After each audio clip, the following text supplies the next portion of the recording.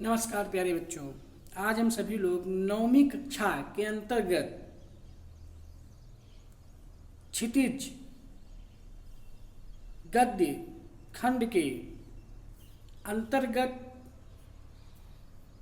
महापंडित राहुल सांकृत्यायन के द्वारा रचित लहासा की ओर पाठ के लेखक महापंडित राहुल सांकृत्यायन जी का जीवन परिचय पढ़ेंगे। राहुल जी का जन्म 9 अप्रैल 1893 ईस्वी को उत्तर प्रदेश के आजमगढ़ जिले के पंदहा नामक गांव में हुआ था। इनके बचपन का नाम केदारनाथ पांडे था। ये किशोरा अवस्था में ही घर छोड़ दिए थे। ज्ञान पाने की उत्कंठा में भारत ही नहीं, इन्होंने विश्व भर का भ्रमण किया था। जहाँ भी गए वहाँ की भाषा और बोली को इन्होंने सीखा। राहुल जी ने कम से कम 17 बार हिमालय की यात्रा की थी। राहुल जी ने यायावरी को ज्ञान और साहित्य से जोड़ने का कार्य किया था। इन्होंने यात्रा वृत्त पर बहुत कुछ लिखा। इन्होंने अपने शोध कार्य को भी बौद्ध धर्म में ही पूरा किया। इन्होंने तिब्बत से श्रीलंका तक का भ्रमण किया था। इनकी हिमालय और तिब्बत की यात्रा महत्वपूर्ण रचना रही। घुमक्कड़ शास्त्र लिखकर यायावरी को महत्वपूर्ण इन्होंने बना दिया था। यात्रा साहित्य की शुरुआत का श्रेय यदि किसी भी लेखक को दिया जाता है तो वह है राहुल सांकृत्यायन जी। चूंकि राहुल जी ने बौद्ध धर्म को अपनाया था, इसलिए गौतम बुद्ध के पुत्र राहुल के नाम पर इन्होंने अपना नाम राहुल रख लिया था। और सांकृत्यायन गोत्र में उत्पन्न होने के कारण इनका नाम राहुल सांकृत्यायन पड़ गया। और काशी के पंडितों के द्वारा, ब्राह्मणों के द्वारा इन्हें महापंडित की उपाधि देने के कारण इनका नाम महापंडित राहुल सांकृत्यायन पड़ जाता है।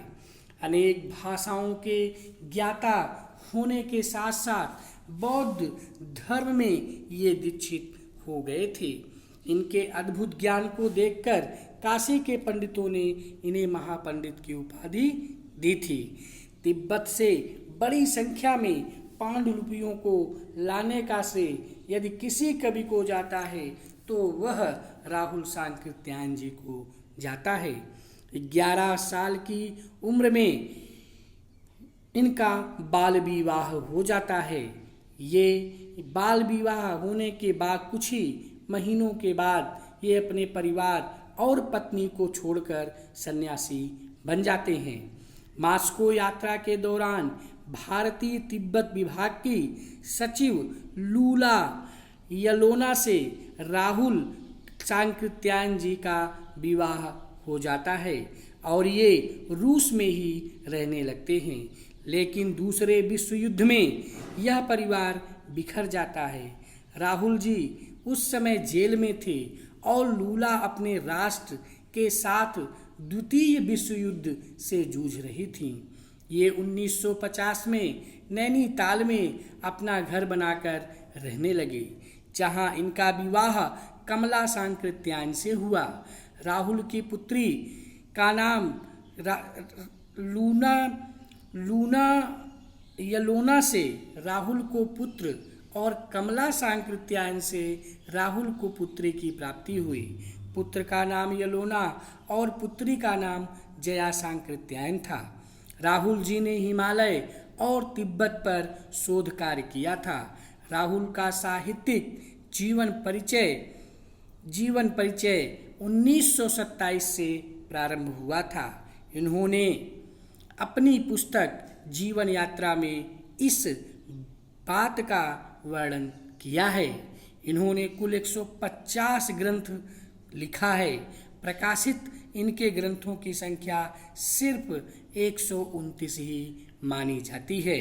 1958 में हिंदी साहित्य अकादमी के द्वारा तथा 1963 में भारत सरकार के द्वारा इन्हें पद्म भूषण के सम्मान से सम्मानित किया जाता है।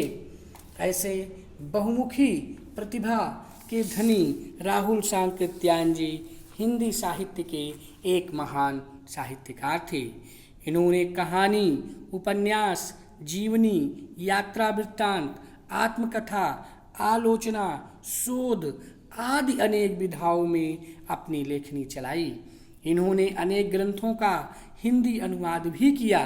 इनकी प्रमुख रचनाएं इस प्रकार हैं: मेरी जीवन यात्रा, 22वीं सदी, ओल्गा से गंगा, दर्शन दिग्दर्शन, दिमागी गुलामी, भागो दिमागी गुलामी, भागो नहीं दुनिया को बदलो, घुमक्कड़ शास्त्र आदि मुख्य हैं। राहुल सांकृत्यायन का यात्रा वृत्त लेखन में अन्यतम स्थान है। अपने घुमक्कड़ शास्त्र के माध्यम से इन्होंने मंजिल की अपेक्षा यात्रा को ही घुमक्कड़ का उद्देश्य बनाया। इससे होने वाले लाभों का भी इन्होंने विस्तार से वर्णन किया। इन्होंने विभिन्न स्थानों के भौगोलिक वर्णन के साथ साथ वहाँ के जनजीवन का भी आकर्षण चित्रण किया है।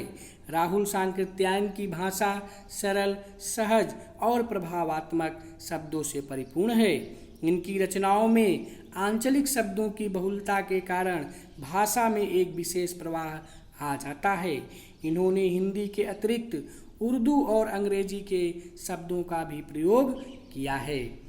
ऐसे महान घुमक्कड़ यायावर राहुल सांकृत्यायन जी का पाली, प्राकृत, अभ्रंश, तिब्बती, जापानी, चीनी, रूसी इत्यादि भाषाओं पर भी इनका अधिकार था और यही वजह है कि इन्हें महापंडित कहा जाता है।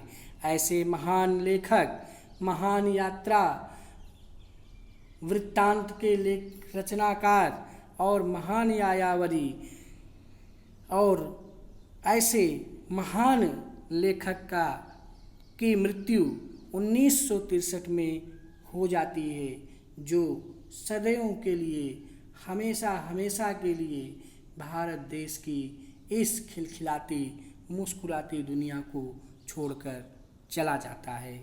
राहुल जी को आज भी इनके यात्रा वृत्तांत, इनके यायावरी के लिए सदैव याद किया जाता है। आज के लिए बस इतना ही। धन्यवाद।